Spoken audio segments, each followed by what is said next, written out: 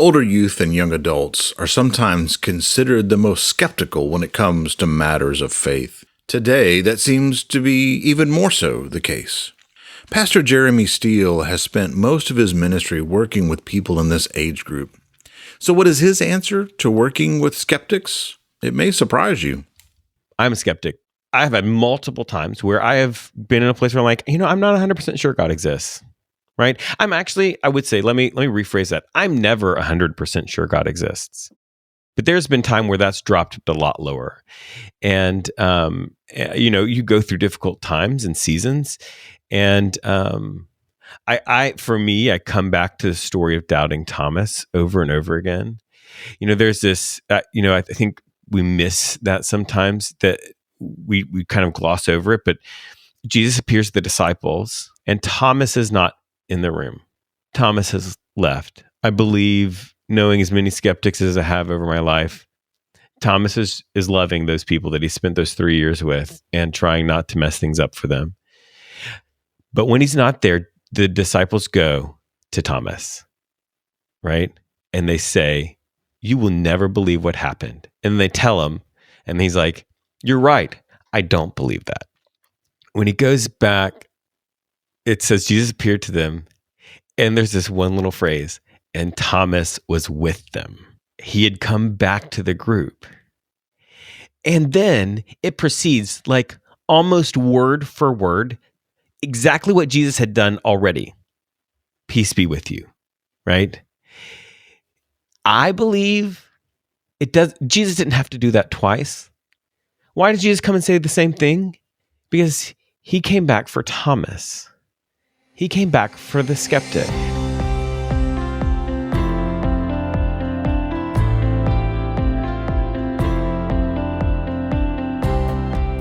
Welcome to World Methodist Evangelism's Real Faith, Real World podcast, where we connect the faith within us with the world around us. Celebrating our 50th anniversary, World Methodist Evangelism desires for Christ followers within the global Wesleyan family to become agents of transformation by sharing the gospel through the power of the Holy Spirit. This is accomplished through training, gathering, and resourcing to fulfill our mission to equip and encourage Christ followers around the world to share their faith in the context of today's realities.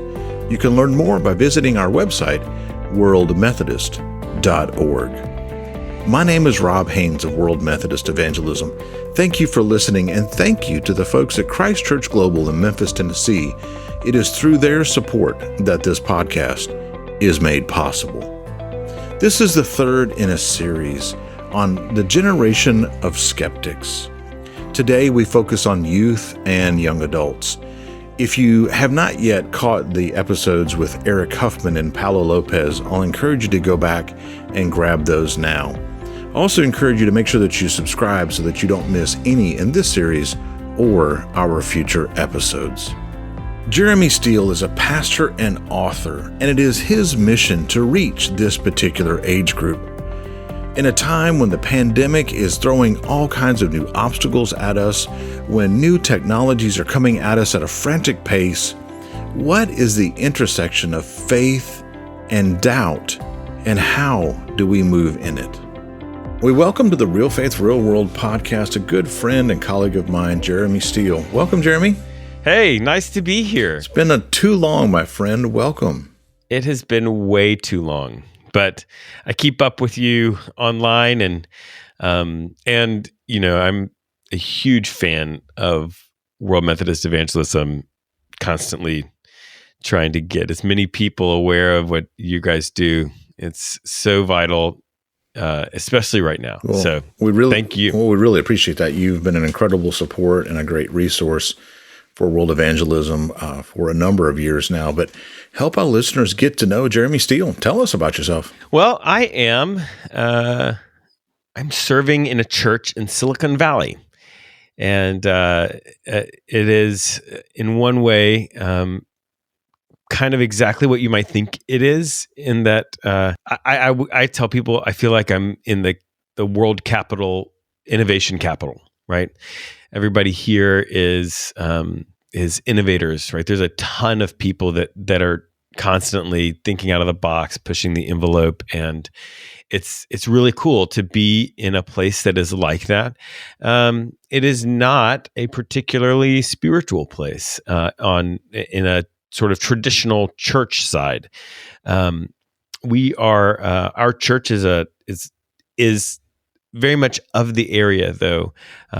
We are we call ourselves a change maker church, and are focused on making the driving force, the energy that is driving our ministry, equipping people in a sort of social entrepreneurship focus. And so we're constantly trying to find ways to empower people to find their passion and to live that passion out in action in the world, empowered by the Spirit of God, right? Yeah. And that's really the heartbeat of our church, which is it works here in Silicon Valley, right? There is if people there's no expectation that you go to church, so the people who come to church here actually are spiritually curious, very interested, and when you meld that with this passion for innovation, that's where we try to meet at the sort of intersection of innovation and spirituality. And as part of that, I kind of have two big focus areas. I'm over our age level ministries, so 0 through young adults, and then I'm the other kind of big thing that I'm working on is, surprise, surprise, I'm in Silicon Valley. It's an app that we are developing. Of course you are. To help people connect with God in the digital world. So it's a great place, and I feel like in many ways I'm very much in my element here. Well, that's great. That's great. And you have been a leader and a voice for young adult leadership and youth leaders for a number of years. That's when you and I first met, as you were in that role more. Tell us about some of that, some of the work that you've written and that sort of thing too. Sure. Yeah. So I've always been passionate about young adult and the next generation of leaders. And that kind of grows out of my passion for seeing the moment of adolescence captured and in the life of students spiritually. And so I am really passionate about that. And I'm also of the belief that our Wesleyan theological perspective is just the right one for this moment in time. Wow. I feel like we have the best answers theologically to some of the biggest questions that the people ask. And so my first book was actually Reclaiming the Lost Soul of Youth Ministry, and it seeks to do that. Like, we believe in prevenient grace. Therefore, how does a youth lock-in work that embodies that? Yeah. Right. So melding the practical side of youth ministry and theology, I think one of the things that I hear over and over is a desire to connect with ancient practices. Yeah.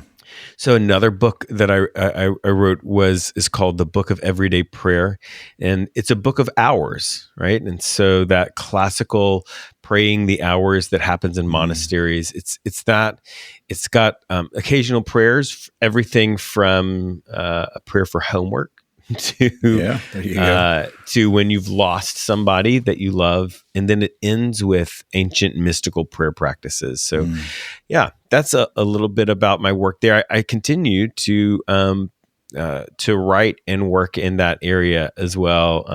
Right now, most of that is focused through young people's ministries and the General Board of Discipleship in the United Methodist Church. Wow, there are a ton of areas that we could talk to you about, Jeremy, with your rich experience. We're in the middle of discussing how to reach an increasingly skeptical generation, the younger generations, as we know today. I think in general are a little more skeptical when you're that age, but then we're looking at this current one even more so when you're thinking about teenagers and young adults, as the research is telling us. So I want to think a little bit about how we reach young adults, youth, in these particularly trying times. We at World Evangelism are seeking to empower and equip people to share their faith in the context of today's realities. And with all of these myriads of issues and people becoming increasingly skeptical about the church in general, on top of all of that, how do we minister to this particular generation? And, the things people have said regarding the things about the church, the pandemic has not caused anything new. It's just accelerated the stuff that was already coming. And so while we knew that one day we would figure all that stuff out, that one day is now, and we have to do that. So I wonder, what sort of challenges is this presenting in ministry to this particular generation that you focus so much time on? I think there's a number of different things. I think the church, when we talk about connecting with younger generations, I think the church we're just in general bad at technology, right? And we're bad at technology. We're skeptical of technology.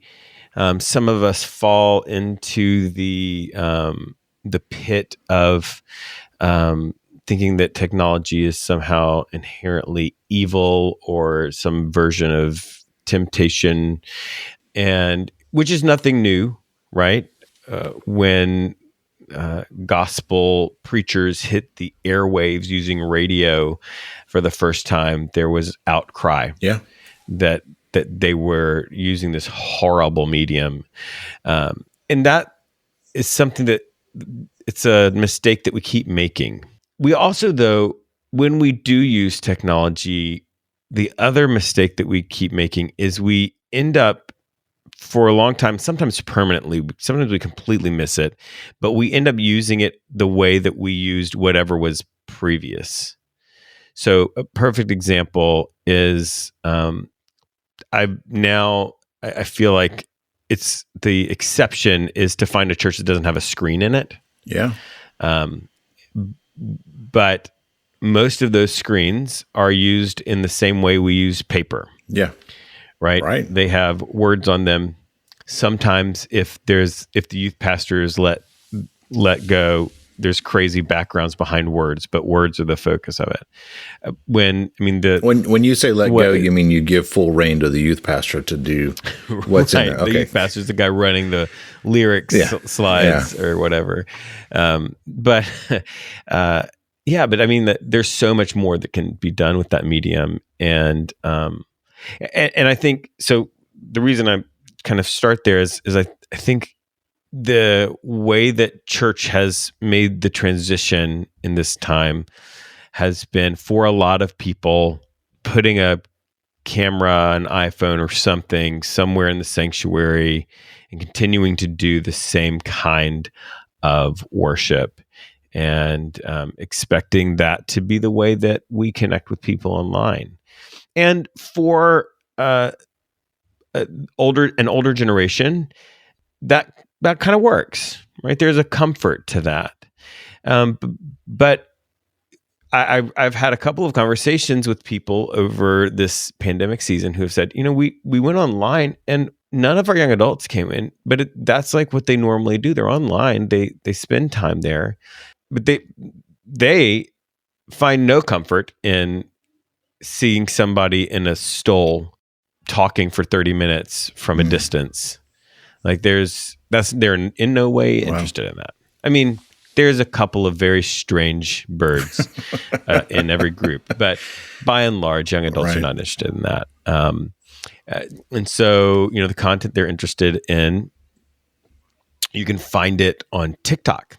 You can find it on YouTube. You can find it, and it is nothing like what most of us are putting out there.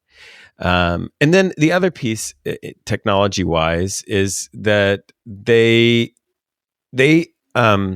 assign value to things in the social media world in a very different way than older generations. And so, I a couple of years ago, I had a small group that had some younger people in it, and I was waiting. I'd gotten ready early, so I was just sitting there scrolling on Instagram, and I liked one of their posts. And they came in, like 5 minutes later, and they're like, "Hey, thank you so much for liking my post. That was awesome." Wow. Right?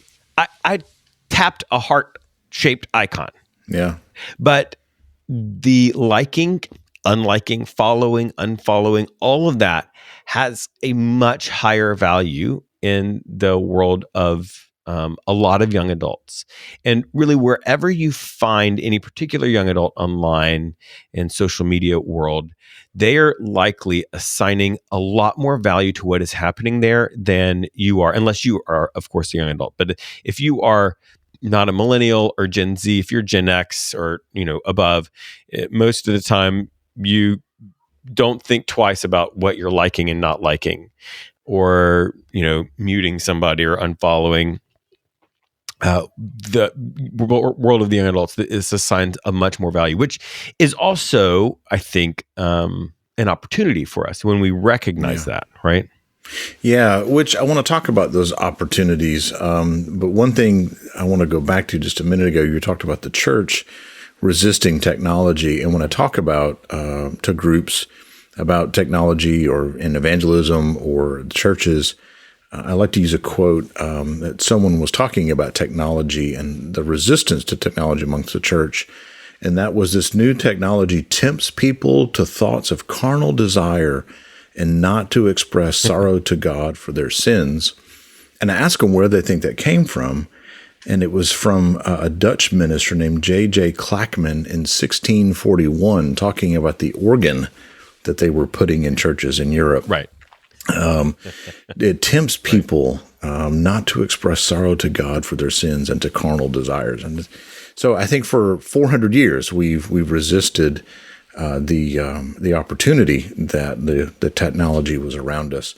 So in light of that, what new opportunities does that present to us in the church in this particular context? Well, I think it allows us to extend our reach a lot further. So if you are a pastor or a church leader or a Sunday school teacher or a deacon or an elder, there are young adults who most likely have followed you on social media, if you're on social media. Okay. And you have an ability to minister to them there that is much greater than you have an ability to minister to older generations there. Older generations will be like, "Oh, that's so nice that they commented on my thing," right? Yeah. But you have a young adult who grew up in your church that's moved off to to go to college hundreds of miles away, Right. And they post on their timeline, "Oh, things are really difficult. I could use some prayer, or I could use your thoughts, or whatever."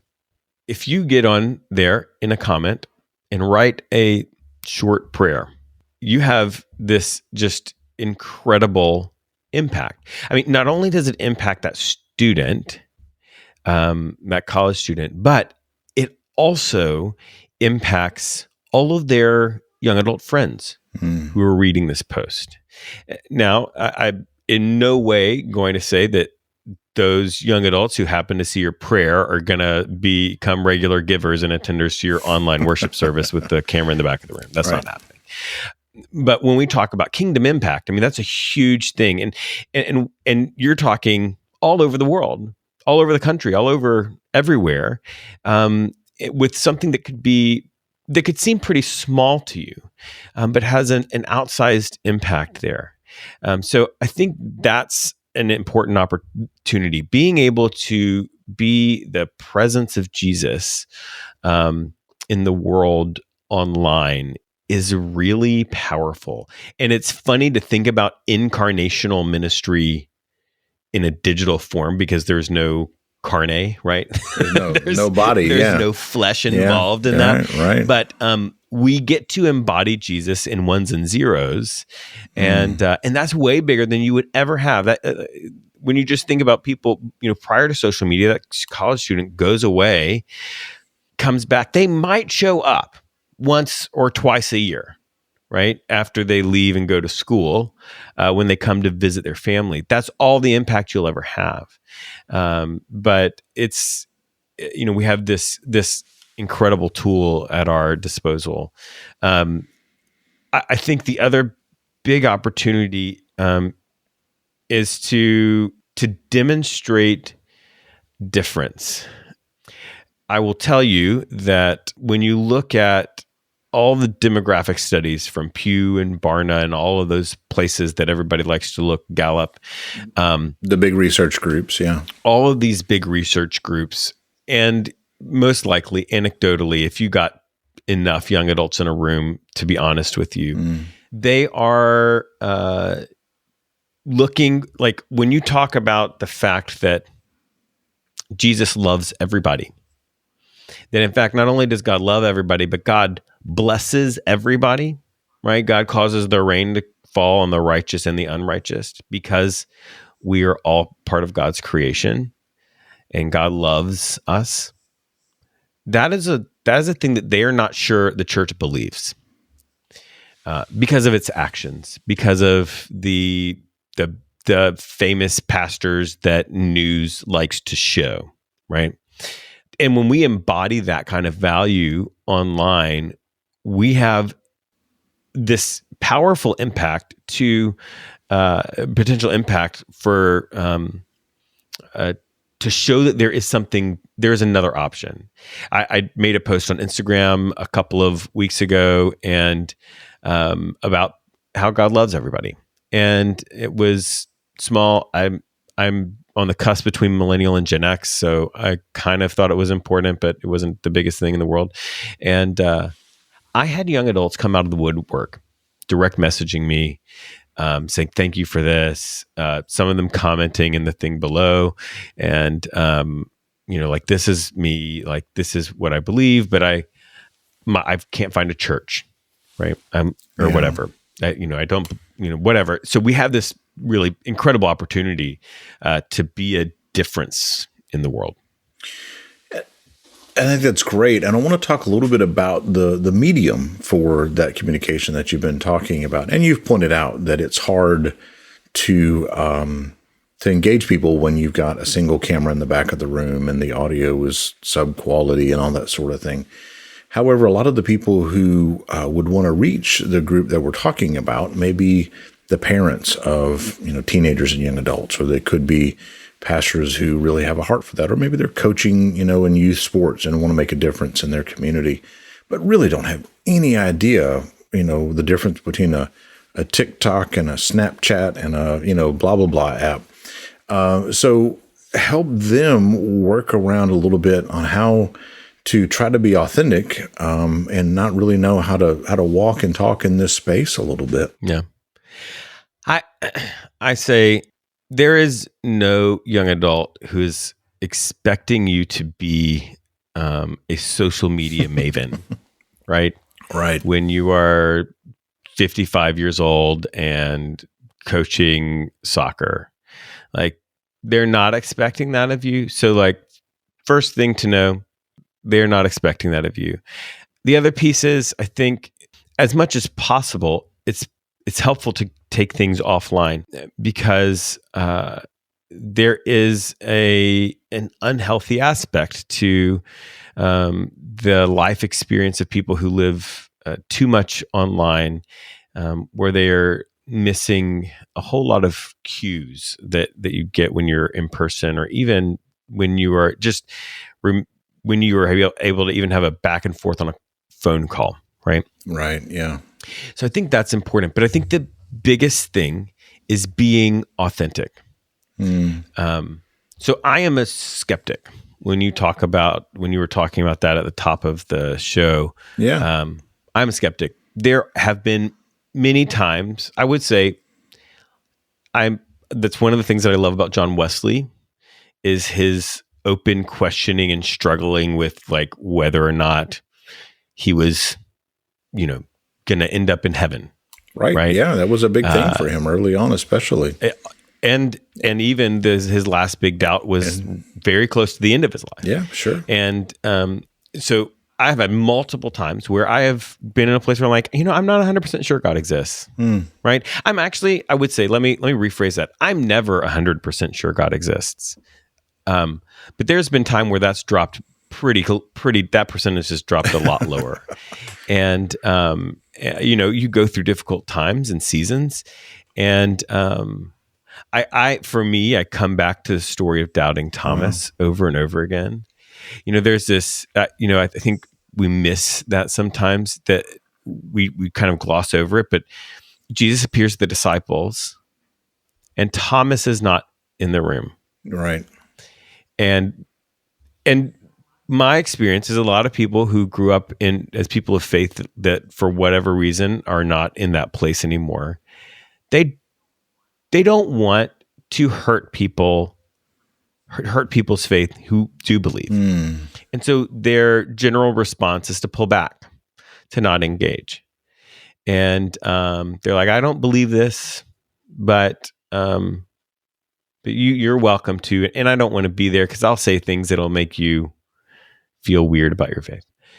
Thomas isn't there. Thomas has left. Yeah. I believe, knowing as many skeptics as I have over my life, Thomas is loving those people that he spent those 3 years with and trying not to mess things up for them. Yeah. But when he's not there, the disciples go to Thomas, right? Right. And they say, you will never believe what happened. And they tell him, and he's like, you're right. I don't believe that. I don't believe that's what's happened. But then right after that, this is in John, I think John chapter 20. But when he goes back, it says Jesus appeared to them, and there's this one little phrase, and Thomas was with them. Yeah. He had come back to the group. And then it proceeds like almost word for word, exactly what Jesus had done already. Peace be with you. Yeah. Right? I believe it does. Jesus didn't have to do that twice, right? That's why we don't baptize grown adults in the United Methodist Church. We believe that God doesn't have to baptize people twice. Well, we baptize grown adults, but not if they've been baptized already. Right. Not if they've been babies. That's right. Thank you. That's good. That won't now make me not get in trouble with the Board of Ordained Ministry. I'm here for you, friend. But Jesus didn't have to do that twice. Why did Jesus come and say the same thing? Because he came back for Thomas. He came back for the skeptic. Yeah. And then when Thomas is like, sorry, I don't know what this trick is. I've got to touch your hands in the holes. And Jesus is like, all right. So I say that to say, like, it's important to value skeptics in that way, but also to be authentic. I don't think I've ever met anybody that I've known well enough to know their faith story that has not really struggled with doubt and question at some point. Yeah. Some people way more often. Some people are like me, like you're never 100% sure. But here's the thing. When you say that to a skeptic, when you say that to young adults, when you are that level of authentic, it unlocks a whole other level of conversation. I've preached that from the pulpit. I've said that I have had times when I didn't know if I believed that God existed, and I'll tell you, I've had a couple of older adults get mad that I would say that. I've also, though, been inundated afterwards with young adults who said, "Me too. So how are you still here?" Right? And the key is like authenticity. That's the thing. There was years ago, I was interviewing a person who specialized in young adults, and they put it perfectly. They say, young adults have authenticity radar. And if you're not being authentic, they're not interested. And that's one of the biggest things. If you're a complete dork and, love one thing, love whatever you love, like be that person in their life. Don't try to be what you think they want you to be. Just be you, be authentic, and like authentic to the level of like exposing some difficult things. Right. Right. Because that's where the real power is there. Interesting. So that level of authenticity comes out even to the skeptics, and it's the offer sometimes that is quite enough, because the scriptures don't record that Thomas ever actually put his hands in the nail marks or in Jesus' side, but the offer to do so was when he fell at his feet and said, "My Lord and my God." So, what would you say to parents, back to that idea of coaching the soccer team, or to maybe that Sunday school teacher, or just the person who loves to have youth in her church or his church? How would you help them minister to this generation where, maybe they don't feel the same level of skepticism as the younger generation does, or something like that? In these particular contexts, the digital age, the pandemic age, the age of polarization in terms of ideas and political and others too. I would say they need people to love them. Don't we all? Yeah. They need people to love them in the middle of their doubt and skepticism, and not to shame them for it. They have been in plenty of religious circles and around plenty of religious people that silence doubts, that try to shame people for asking questions, or when they express some sort of religious belief or opinion that seems to be very different from your own, shut them down, shut them off, and begin to try to tell them how horribly wrong they are. There's plenty of that out there. You don't need to be that person. Yeah. What they need is someone, when they come and express a view that is very different, or a question that is very difficult, says, "I don't know, but I love you.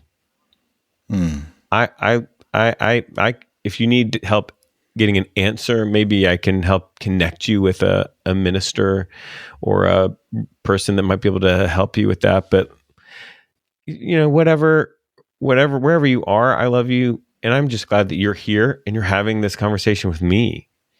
They need that more than anything, because many of their experiences with religion and with people of faith is not loving. And the thing that pushes them further and further away is when they experience that.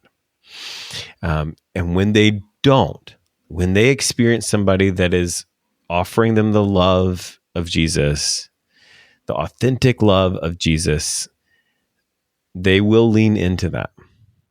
They might be really skeptical. Some of them have been really hurt. Right. And it might take 10 or 15 times interactions of you saying, "You know what? Yeah, I'm just so glad you're here. Thank you for engaging. Obviously, I don't 100% agree with that, but I'm just glad that we have this relationship where we can talk." Yeah. They will lean into that. I've seen it 100 times. And you very well could be the thing that keeps them from the cliff, right? Keeps them from shutting the door to Jesus and never coming back.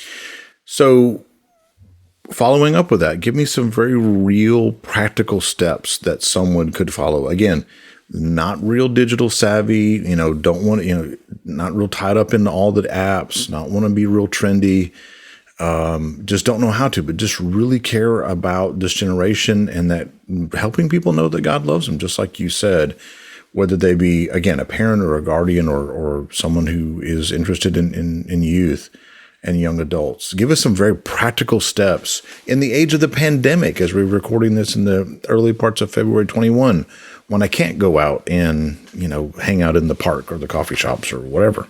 Yeah. So I say, with people who are not tech savvy, technology has gotten a lot more accessible. And if you were working in a business where, in order to, get to the next level, there was something that you didn't know that you needed to learn, you would learn that. Yeah. And so I would say base level, if you feel like you don't have the ability to understand things, learn it. There are lots of places you can go. There's a million people who are trying to teach you how to do all this stuff. Yeah. Learn it. If the young adult is on Instagram and you're not on Instagram, learn it. You can do that. You would do that if it was, part of your job. Go ahead and learn it. The second piece I'd say is just engage. Yeah. Right? Don't ignore, don't pass over, intentionally engage with those, you're talking about people who actually have a passion for this. Whoever you are connected with online or in the real world, actually engage with them intentionally. And not like, I'm not talking about, proselytizing or, like going and saying like, all right, I'm going to engage with you by telling you how horrible you are. Just saying like, be a human, right? And be a human that's expressing real, genuine care for them. I think that's the other thing. And in the thing that's easiest in the age of the pandemic is to lose people. Yeah. Right.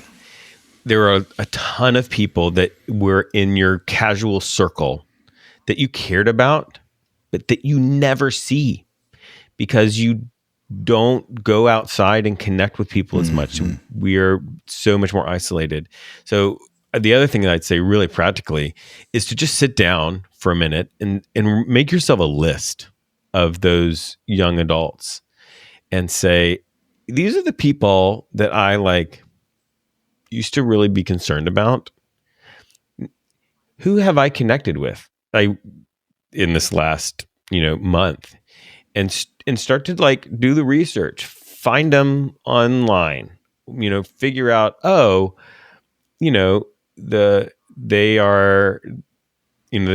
still working at the coffee shop that I used to go to all the time and sit in the nice worn out sofas that were in there. I can't go sit on the sofa anymore, but I could order a coffee from there. And pick it up and I might even have the opportunity to see that person.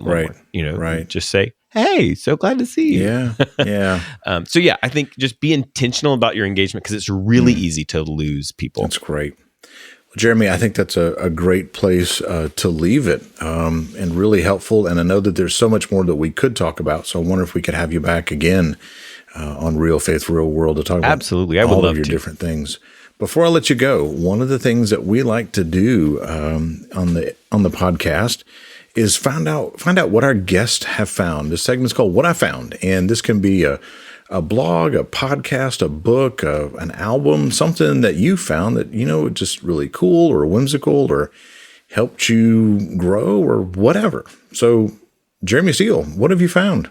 Well, I feel like I have to live into my my culture here, and there is a book that you cannot talk to anyone in this Silicon Valley world of startups and innovation without at some point them mentioning this book. And it's to the point where people have stopped mentioning that it is a book.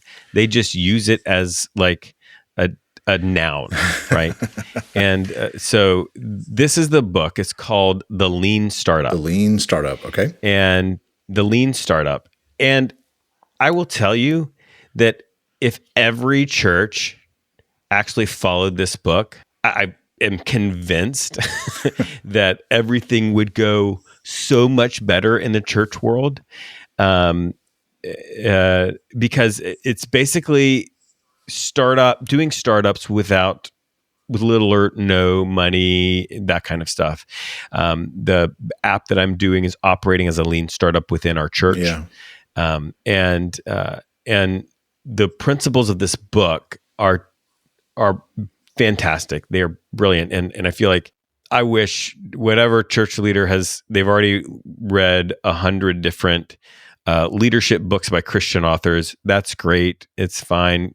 Just pause on that and pick up the Lean Startup. It will you can immediately begin putting it into practice. Like, you don't have to, like, every chapter you'll be like, oh yeah. I need to measure that, or I need to rethink this. Yeah. So Lean Startup. Who wrote it? Eric. Oh man, Ries. I'm butchering his name. Okay. But Ries. Eric Ries. Okay, maybe Eric Ries. Okay. Yep. And all the people, all the famous people on the back of his book, you can trust them. Mark Andreessen, Sheryl That's why Sandberg. those blurbs are there. Yeah. So for me, what I found, I think, relates to what you're talking about. And I had a couple different things I was going to share until you started talking. And I thought, you know what, I've narrowed in. So we have two teenagers, one 19, one 17. And our 19-year-old son came to me about the end of December. And he said, hey, Dad, I've got something we can do for 21. And I said, great. What is it, son? He said, let's listen to Rolling Stone's list of top albums of all time. And so this year, once a week, we listened to an album, and we took the top 50, and we've started at 50 in the first week of January, and we'll work all the way down to number 1 in December through the list. And we've promised to listen to the album multiple times throughout the week, learn something about why the album was significant, whether that be just Wikipedia or what Rolling Stone has to say about it or something like that. And then we set a time on Fridays to talk about it and have that discussion. He's off at university, and so it's a way that he and I can connect about stuff. And you're talking about making those connections. But also, it's really pushed me to listen to things that I would not have done. So, Jeremy, I'm going to shock you with this. There are no contemporary Christian music albums on Rolling Stone's top 50 list of most influential records of all time. Probably not in the top 500, but that's a whole nother discussion. So far this year, number 50, Jay-Z, Blueprint, Outkast, Bob Marley, and the Ramones have been the first 4 weeks of the year.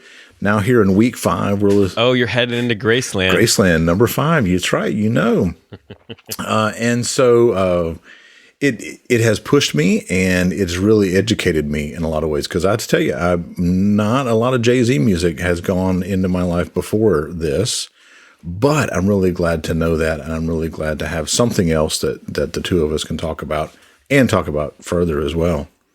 So that's what I found. Wow. That's great.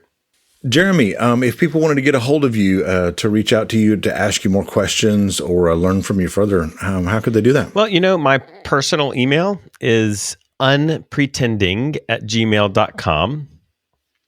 And, but I've got a website, jeremywords.com, and you can find my writing and musings, and a list of all the different things that I've published in different places there as well. One of the things I really appreciate about Jeremy is his honesty and his candor. And I think that goes a long way in working with anyone who has doubts about faith and the skeptics. As I said, if you have not yet caught the other episodes in this series, go back and download this now. I think you'll really be encouraged by all the different ways in which leaders are engaging skeptics, and also encouraging others to bring their questions to people who may be further down the road in these areas of doubt and uncertainty, and knowing that there is certainly a place that we can move together in those as we ask God questions about some of the most difficult questions, and knowing that He will answer. I want to encourage you to visit our website, worldmethodist.org. There you will find all sorts of resources on how you can share your faith with others. That can be through something like Embrace. You'll also find links to all kinds of resources that we have there on our website, worldmethodist.org. My thanks again to Jeremy Steele, and also our thanks to Christ Church Global for sponsoring this episode. You can reach us at podcast@worldmethodist.org. We would love to hear your questions, comments, suggestions for future episodes. Be sure to connect with us on social media. You'll see World Methodist Evangelisms and my connections on social media all in today's show notes. I'm Rob Haynes, and you've been listening to WME's Real Faith, Real World podcast.